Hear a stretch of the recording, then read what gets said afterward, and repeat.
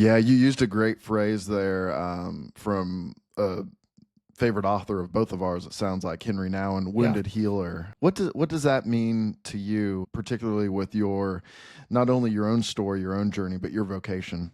Well, I think I read Henry Nouwen's book, The Wounded Healer, for the first time in the early 80s. Okay. And I thought it was good. And I thought, oh, well, I like that, and so on.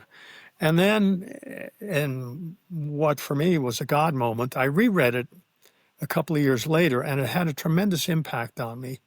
And his book, more than anything, helped me face my own issues with addiction, to be quite honest with you. It was because of that book, because I would ask myself, well, in what ways am I wounded? And there were things Mm, from the past and so on, but ultimately said, you drink too much, you have an issue there, you have an alcohol issue, and it was Henry Allen's book that helped me find a place within myself to go get some help. mm. So he's been very significant. In fact, bless his heart, I have a book that he signed for me by himself because I sent one of my earlier books to him, and bless his heart, he wrote back to me a lovely letter, gave me one of his Wow. books that was inscribed, and oh, it's just that, it has meant a lot to me. So he's certainly one of my spiritual mentors. That's a little off track, I know, but so that has been an organizing principle for me with a lot of the work that I've done, both personally and then in terms of the people that I deal with. Facing your wounds, Absolutely.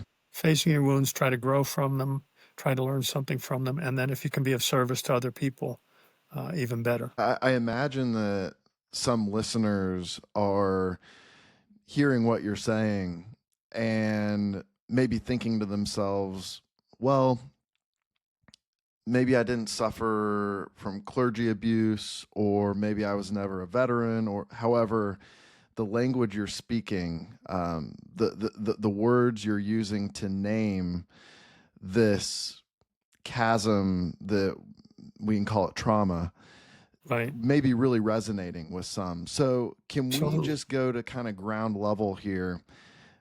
As a clinical psychologist, what is trauma? And perhaps what is a pathway? And I know that, and we should say here at the start that the best thing is to find a therapist or counselor who you trust, correct? Right. Right. However, I know at least for me, it was books like you mentioned, The Wounded Healer by Henry Nouwen, or it was Right. podcasts. It was this media that I was consuming that allowed me to feel less alone Right. during these different aspects of my journey. So, that being said, what is trauma?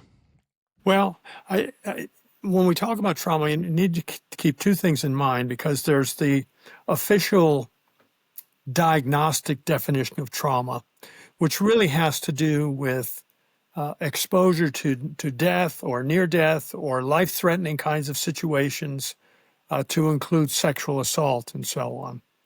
That's kind of the official definition. But then there's, in the course of human events, there are other things that have a traumatic impact: loss of a job, death of a parent, divorce, and so on and so forth. So there's a lot of other things that have a traumatic impact that maybe don't qualify for a diagnosis of post-traumatic stress disorder, but nonetheless have a devastating impact on us. And it's far more common than we realize. It's far more common, in part because we all have a tendency to kind of minimize things. Say, well, it wasn't that bad. It wasn't that bad. Yeah, I almost got killed in a car accident, but it wasn't that bad. Or, yeah, my father would beat me up when I was a kid, but it wasn't that bad. And so, we have a tendency to kind of minimize things, even though they're working on us, even though they're showing up in irritability or withdrawal or even nightmares and so on and so forth. So it's just important to keep in mind because sometimes people will think, well, my father never tried to kill me. Yeah, he beat me, but he never tried to kill me. I never felt like he was trying to kill me. Yeah, but it still was a trauma. might not be this official diagnostic trauma, but it had that impact on you. So any kind of life-changing event has the potential to have a traumatic impact.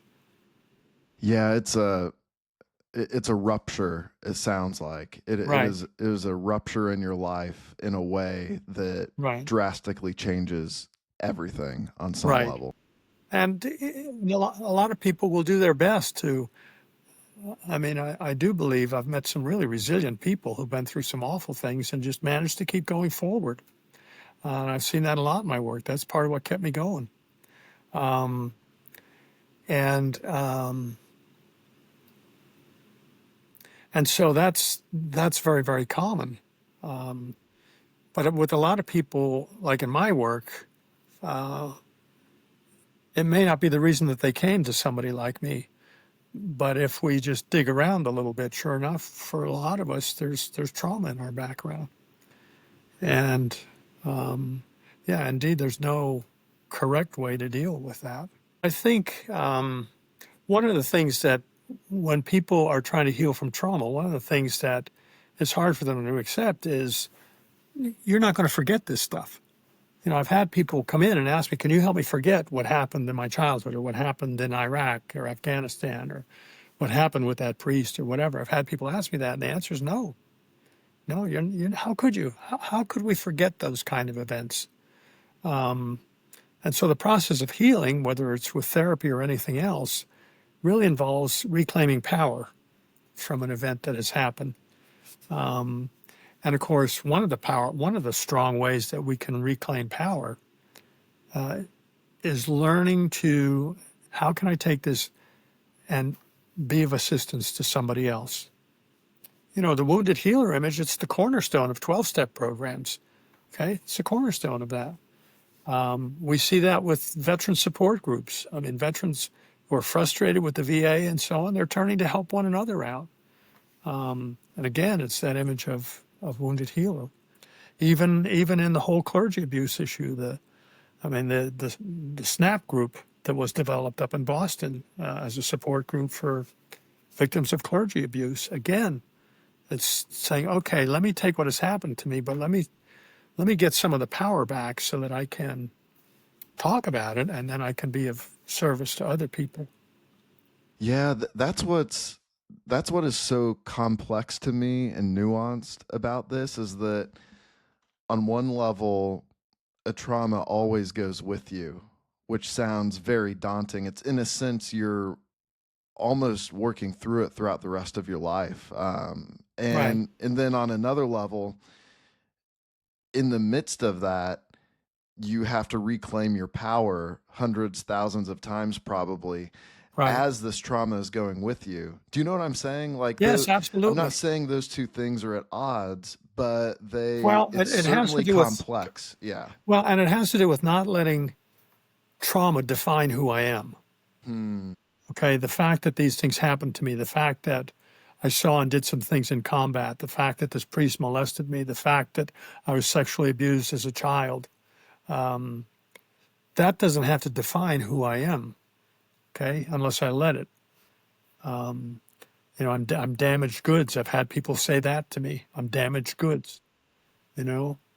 And so that's part of what has to heal is that I'm not letting yes, this is an important part of my life, but I'm not going to let it define who I am. I'm more than that. And that's possible. It's not an easy road by any means. But I've seen plenty of people do that.